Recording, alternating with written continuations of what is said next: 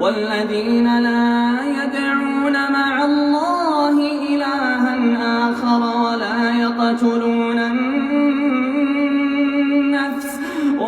يقتلون النفس التي حرم الله إلا بالحق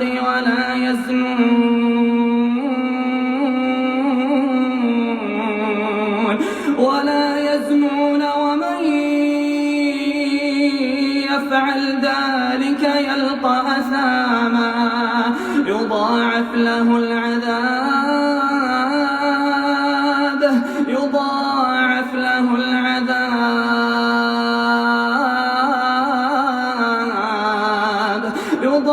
له العذاب يوم القيامة ويخلد فيه مهانا إلا من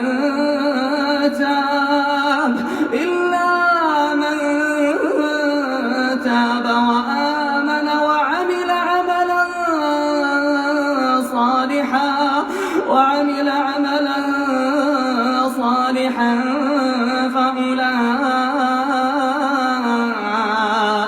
فأولئك